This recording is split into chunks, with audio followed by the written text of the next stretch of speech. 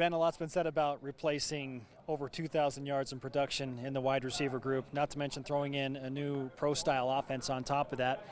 Having to do that, what do you think about your wide receiver group coming back this time around? I'm excited. We've got guys, they're working hard, and, I didn't even realize we're trying to replace that much production, but I think we've got guys that are veterans that understand it, that have been chomping at the bit, and they're ready to go. I think they're capable. I know you were here in spring, but what's it like to be back for another fall camp on the BYU coaching staff? It's amazing. It's awesome. Spring's kind of like fake football. You know you're not getting ready for a game. You're just trying to compete and get better. We emphasized technique and fundamentals, but now we know that there's a prize at the end of the day. So the energy's amped up a little bit, and it's more fun.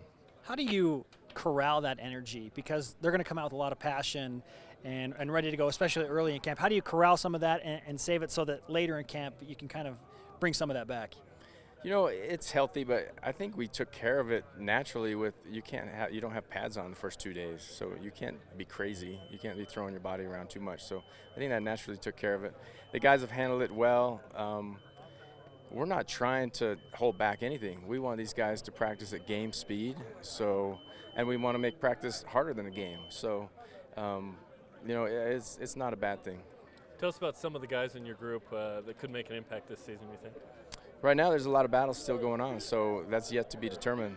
But there is a mix of 6 or 8 guys that are very capable, and I'm just excited to see how it works out and how it plays itself out. It's going to come down to who makes plays. I think athletically, everybody's good enough to get on the field. Speed-wise, that's definitely the case. It's just who becomes most dependable and comes down with the ball.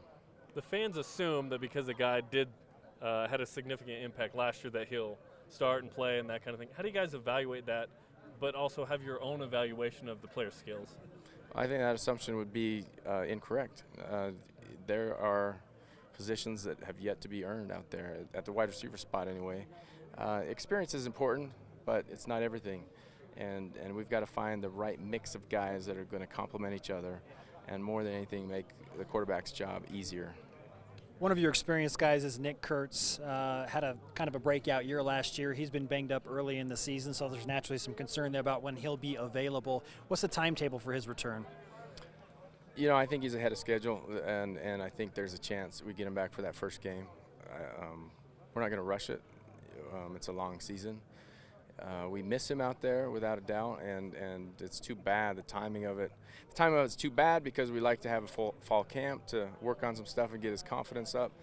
But at the same time, there's a chance he won't miss any games. So it'll be nice to put it behind him. Who are some of the leaders among the receivers that you see sticking out in camp right now? Well, the older guys. Nick Kurtz is a leader, even though he's not out there playing, but he's vocal and very helpful, and so is Mitch Juergens.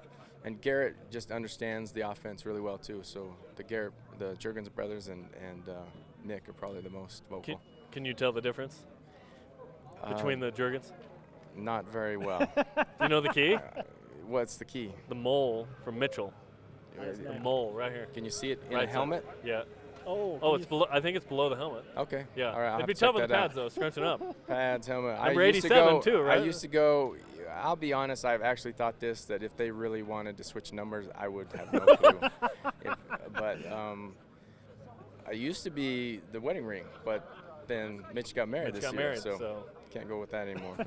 If we threw you out there against Arizona as a receiver on this team, how do you think you'd do? You still got it? Absolutely not. I don't believe you for a second. No, there's no way. The hands are still there, though, right? They're always there.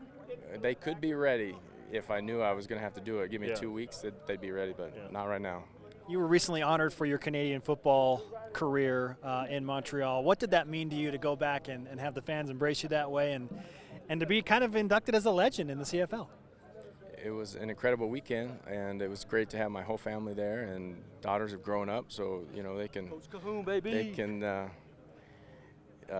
appreciate it a little bit more. But it was fantastic. It was something you never think would happen, and it's still surreal. I really can't describe it, but it was a fantastic weekend. Let's be honest. Colby Pearson just wanted to walk by he wants with the shirt off. with in front He of the camera. wants some PT. Receivers. So, Have assignments been made for who's going to be in the booth and on the field? no, Do you have a Still yet preference? to Do you be like determined. interacting with the guys on the field more? I do, but I'll do whatever is asked, and I think we're going to hash all that stuff out in the next week or two. I know you were excited about getting a second chance at this, especially with BYU, and you spent a lot of time thinking about how you were going to do things differently. How have you done things differently this time around? I think I'm bringing a little bit more energy on the field. Instead of look back, observe, I'm a little more active, proactive, instead of passive. My personality is more passive and observe, but I'm just trying to get in guys' faces a little bit more and get downfield and congratulate them when good things happen. And I think that's happening. It's more fun. So I can tell there's a little bit of difference. As Mike some Empey guys walks that by. love the Mike camera wants around PT here. too. Yeah. Mike's a receiver at heart. He's down about 100 pounds from his playing days, and he loves that camera now. Ben, as we wrap up, with all the different names and the Polynesian emphasis on this team, you've got a few in your receiving corps, notably Moroni Laulu Pututau. What do you refer to Moroni as? Is it just Moroni or MLP? What have you chosen to do?